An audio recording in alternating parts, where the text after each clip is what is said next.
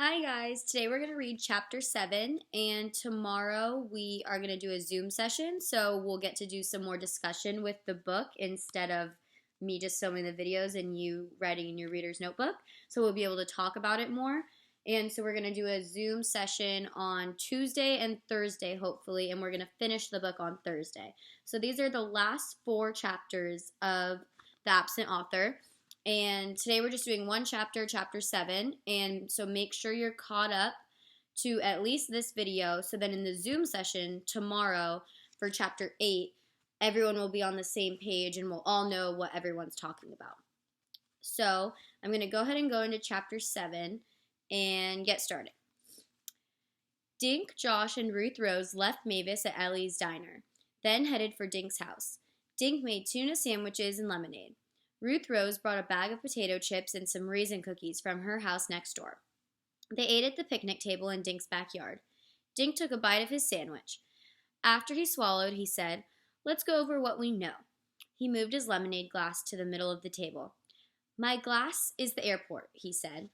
"We know Wallace Wallace landed. How do we know he did?" Josh asked. "The airport told me the plane landed, Josh. And Maureen Higgins said she picked him up," Ruth Rose added. "Okay, so your glass is the airport," Josh said. "Keep going, Dink." Dink slid his sandwich plate over next to his glass. "My plate is Maureen's taxi." He put a cookie on the plate. "The cookie is Wallace Wallace getting to the taxi." Dink slid the plate over to the open potato chip bag. "This bag is the hotel." He walked the Wallace Wallace cookie from the plate into the bag. Dink looked at Josh and Ruth Rose.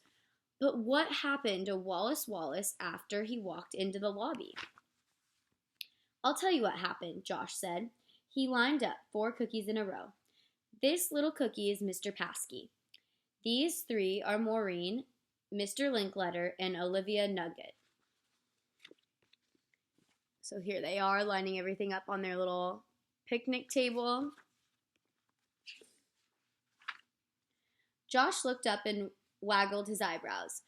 "I think these 4 cookies planned the kidnapping together." Ruth Rose laughed. "Josh, Mr. Paskey and Livy Nugget are friends of ours. Do you really think they planned this big kidnapping? And can you see Mr. Linkletter and my babysitter pulling off a kidnapping together?" Josh ate a potato chip. "Well, maybe not. But someone kidnapped this guy." Our trail led us to the hotel, and then it ended. Dink said, "What I want to know is, if Wallace Wallace isn't in his room, where is he?" Dink nibbled on a cookie thoughtfully. "I'm getting a headache trying to sort it all out." Ruth Rose dug in Dink's backpack and brought out 3 Wallace Wallace books. "I have an idea." She handed books to Dink and Josh and kept one. "What are these for?" Dink asked. "Josh made me think of something Wallace Wallace wrote in the mystery in the museum," Ruth Rose said. "He said the more you know about the victim, the easier it is to figure out who did the crime." She turned to the back cover of her book. "So let's try and find out more about our victim. Listen to this." She started reading out loud. "When not writing, the author likes to work in the garden. Naturally, Wallace Wallace's favorite color is green." "Fine," said Josh, "but how does knowing his favorite color help us find him, Ruth Rose?" "I don't know, but maybe if we read more about him, we'll discover some clues," Ruth Rose said. "What does it say on the back of your book?" Josh flipped the book over and began reading. "Wallace Wallace lives in a castle called the Moose Manor." He looked up. "We already knew he lived in a castle. I don't see any clues yet, you guys." Ruth Rose stared at Josh. "You know, something's bugging me, but I can't figure out what it is. Something someone said today, maybe." She shook her head. "Anyway, read yours, Dink." Dink read from the back cover of his book. "Wallace Wallace gives money from writing books to help preserve the wild animals that live in Maine." "Okay, he gives money away to save animals, lives in a castle, and grows a bunch of green stuff," Josh said, counting on his fingers. "Still no clues." Josh took another cookie. "But I just thought of something." He began slowly munching on the cookie. Dink raised his eyebrows. "Are you going to tell us, Josh?" "Well, I was thinking about room 302. Remember, someone signed the register right after Wallace Wallace checked into room 303, and the signature was all smudged.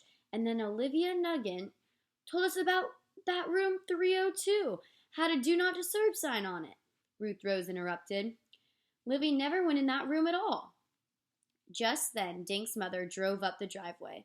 She got out of the car, waved, and started walking toward the picnic table. Oh no, Dink said.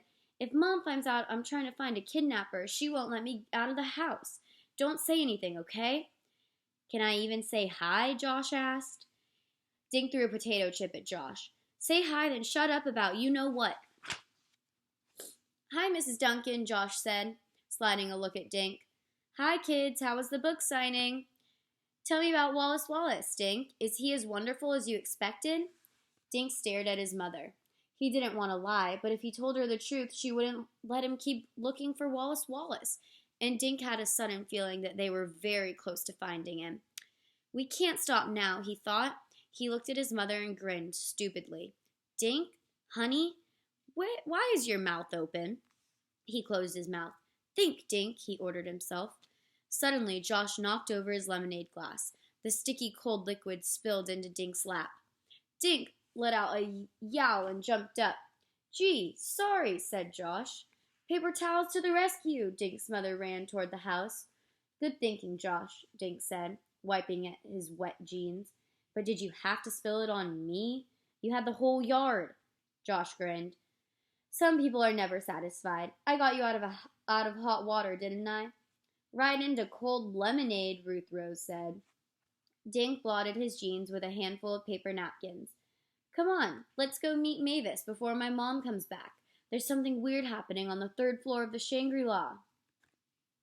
Okay, so that was chapter 7, and the whole point of this chapter, the teaching point, is to let you guys know that working with a partner and having a co-detective can be the best way to solve a mystery. So Ruth Rose, Dink, and Josh are all working together to solve this mystery and figure out what happened. So since we can't really work with a partner right now, since I'm just filming this video for you, I want you to think about what you're going to tell your partner in the Zoom session tomorrow, because when we have our whole class together, we'll be able to talk about this together. So think about the clues that you thought were really important and things that Dink, Josh, and Ruth Rose saw, and how we can work together as more of a class to figure this out. Instead of working alone and writing in our notebook, we need to be co-detectives and really work through it together. So listen to this chapter. Think of what you want to tell the class tomorrow in the Zoom session and what you think is important in this chapter and how the 3 of them work together to find out some more clues.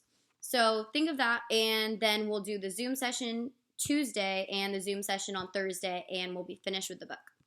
Okay, I'll see you guys tomorrow.